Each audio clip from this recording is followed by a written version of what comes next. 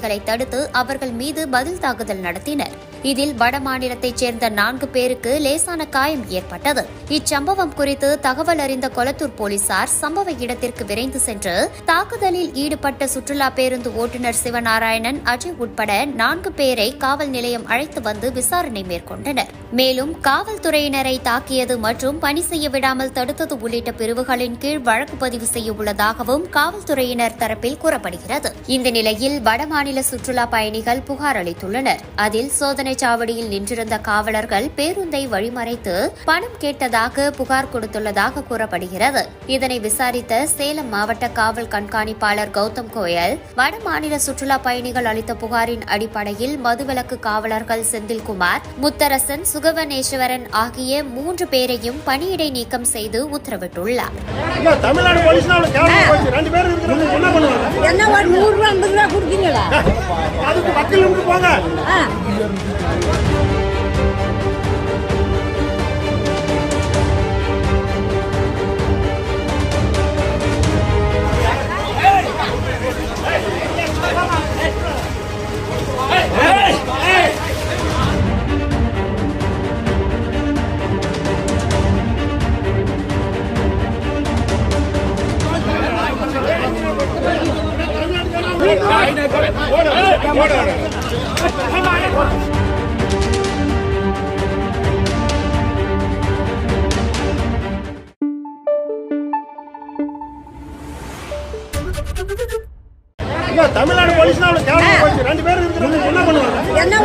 50 ரூபா கொடுக்கீங்களா?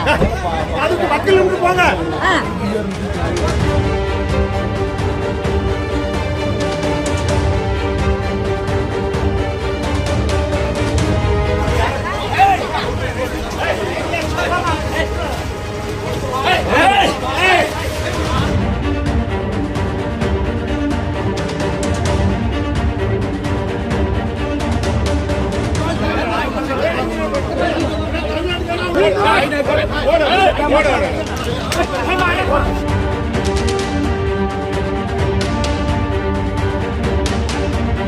வடமாநில சுற்றுலா பயணிகளுக்கும் தமிழக எல்லை போலீசாருக்கும் இடையே வாக்குவாதம் ஏற்பட்டதில் இரும்பு ராடு கொண்டு வடமாநில கும்பல் போலீசாரை தாக்கிய சம்பவம் பரபரப்பை ஏற்படுத்தியுள்ளது.